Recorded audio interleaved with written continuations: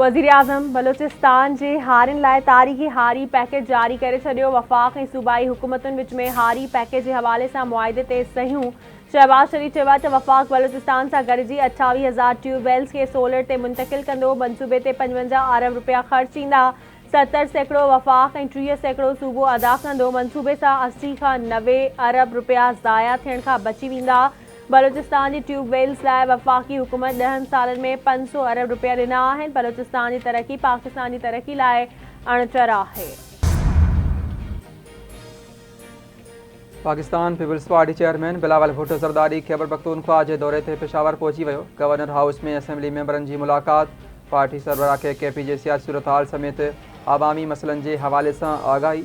जियाला assembly member Khyber Pakhtunkhwa जी अवाम जा मसइला तरजीही बुनियादनि ते हल करण में पंहिंजो किरदारु अदा कनि। बिलावल भुट्टो ज़रदारीअ जी हिदायत। PP चेयरमैन सां वर्ल्ड स्क्वाश चैंपियन शेर खान ऐं ॿियनि रांदीगरनि जी मुलाक़ात।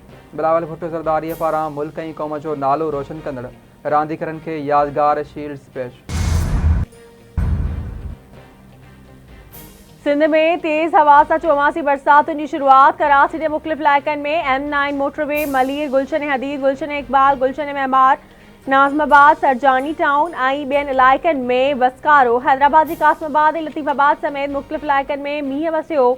जामशोरो, खैरपुर, ठरी मीरवा, सुई गेस, हंडियारी, काज़ी अमन, दौड़, बांधी, दरिया खानमरी, कोटलालू, नवाब शाह, जमाल शाह, मनहड़ो, गुपचाणी, पडीदन, मटियारी, हाला, ओडेरोलाल, भिटशाह, सेवण, सामारो ऐं धाबे जी बे किथे हल्की ते किथे तेज़ बरसात। नारा तालके जे मुख़्तलिफ़ इलाइक़नि चूनको, सिकंदराबाद ऐं अछड़े थर में तेज़ हवा सां वसकारे खां पोइ गर्मी जो ज़ोर टुटी वियो।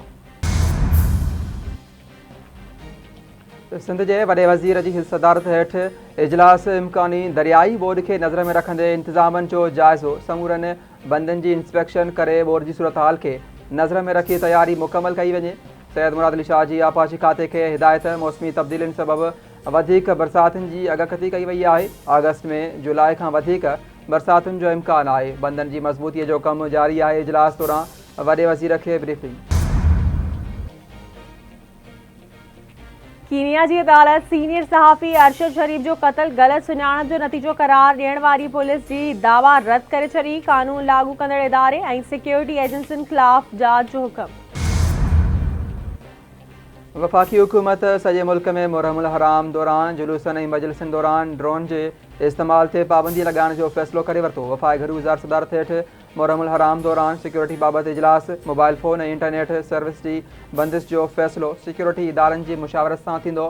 मोहसिन नक़वी जो चवणु आहे त वफ़ाक़ी हुकूमत समूरनि सूबनि खे सिक्योरिटी जे हवाले सां समूरा मुमकिन वसीला फ़राहम करण जी तयार आहे। वफ़ाक़ी हुकूमत मुहर्रमुल हराम दौरान सिक्योरिटी ख़दशनि खे नज़र में रखंदे सॼे मुल्क में फ़ौज मुक़ररु करण जी मंज़ूरी ॾेई छॾी। नोटिफिकेशन जारी। वफ़ाक़ी हुकूमत इस्लामाबाद, आज़ाद कश्मीर ऐं गिलगित बल्तिस्तान में पाक फ़ौज ऐं सिविल आर्म्ड फोर्सिस जी मुक़ररी जी मंज़ूरी ॾिनी। नोटिफिकेशन में चयो वियो आहे त फ़ौज जी मुक़ररी जा तफ़सील लाॻापियल इख़्तियारनि सां तइ कया वेंदा। फ़ौज ऐं सिविल आर्म्ड फोर्सिस जी मुक़ररी अणॼाणायल मुद्दे लाइ कई वई आहे। कराची जे इलाइक़े करीमाबाद में हथियारबंदनि हथां शहीद DSP अली रज़ा जी जनाज़ी निमाज़ अदा कई वई। CPO में थियल जनाज़ी निमाज़ में वॾे वज़ीर सैयद मुराद अली शाह ऐं घरू वज़ीर ज़ियाउल हसन लंजार जी शिरकत। जनाज़ी निमाज़ में सूबाई सलाहकार नजमी आलम, IG पुलिस, DG रेंजर्स, पुलिस एहलकार ऐं शहरी बि वॾे अंग में शरीक थिया। वॾे वज़ीर सैयद मुराद अली शाह शहीद अली रज़ा जे वारसनि सां मुलाक़ात पिणु कई। वॾे वज़ीर जो चवणु आहे त शहीद अली रज़ा जा कातिल गिरफ़्तार करे उन्हनि खे कानून जे कटहरे में आंदो वेंदो। दहशतगर्दी ख़िलाफ़ असांजे पुलिस जूं वॾियूं क़ुर्बानियूं आहिनि। DSP शहीद अली रज़ा जी क़ुर्बानी ज़ाया न थींदी। शहीद DSP अली रज़ा जे क़त्ल में जेको बि किरदारु हूंदो उनखे मंतकी अंजाम ताईं पहुचाईंदासीं। अली रज़ा लियारी गैंगवार ऐं TTP ख़िलाफ़ कार्रवाइयूं कयूं। लियारी गैंगवारी जी पुराणी दुश्मनी थी सघे थी। पुलिस जी कुर्बानियुनि सबबि कराची जो अमन अमान बहितर थियो आहे। सिंध जे घरू वज़ीर ज़ियाउल हसन लंजार जूं मीडिया सां ॻाल्हियूं। पीपल्स पार्टी सिंध जे सदर ऐं MPA निसार खोड़ो सिंध असेंबलीअ जे पब्लिक अकाउंट्स कमेटीअ जो बिना मुक़ाबले चेयरमैन चूंडिजी वियो। PSC इजलास में कमेटी जी समूरन मेंबरनि निसार खोड़े के वोट दिनों। निसार खोड़े चेयरमैन चूंडण ते पार्टी क़यादत जा थोरा मञींदे चयो आहे त आवाम जी टैक्स जो पैसो आवाम जी बहितरी ऐं आवाम जे मुफ़ाद में ख़र्च थियणु घुरिजे। PSC इजलासनि में ऑफिसरनि जी गैर हाज़िरी बर्दाश्त न कई वेंदी। PP लेडीज़ विंग जी मरकज़ी सदर ऐं MPA फरियाल टालपुर घरू खाते बाबति स्टैंडिंग कमेटी जे चेयरपर्सन चूंडी वई। जमायत इस्लामी ऐं MQM तरफ़ां बि फरियाल टालपुर खे वोट ॾिनो वियो। घरू वज़ीर ज़ियाउल हसन लंजार जो चवणु आहे त फरियाल टालपुर जी घरू खाते बाबति स्टैंडिंग कमेटी जी चेयरपर्सन थियण सां वधीक बहितरी ईंदी। MQM ऐं जमायत इस्लामी बि फरियाल टालपुर खे सपोर्ट कंदी। गंबड़ जे कचे मां अगवा खां पोइ बाज़ियाब थियल लाड़काने जी मशहूर कारोबारी शख्सियत हाजी गेणो खान जतोई ऐं संदसि ड्राइवर जे वाक़े जो सरकार जी फरियाद ते केस दाख़िल। लांडियो थाणे ते दाख़िल FIR में 4 औरतुनि समेत 14 जवाबदारनि खे नामज़द कयो वियो। केस में नामज़द 4 औरतुनि खे गिरफ़्तार करे वरितो। अदालत 4 औरतुनि खे रिमांड ते जेल हवाले करे छॾियो।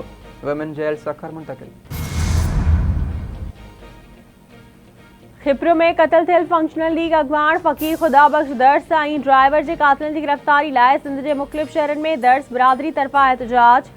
हैदराबाद सांघर टिंडोलायार उमरकोट छाछरो ॼाम साहब टंडबागो ऐं ॿियनि शहरनि में मुज़ाहिरा कया विया। सांघर में मीरपुर ख़ास चौक ते हुर जमायत जो धरणो। परियंग में मुज़ाहिरीन शिरकत कई। मुज़ाहिरीन मुतालबो कयो आहे त फ़कीर ख़ुदाबख़्श दर्स जे क़ातिलनि खे फ़ौरी तौर गिरफ़्तार कयो वञे।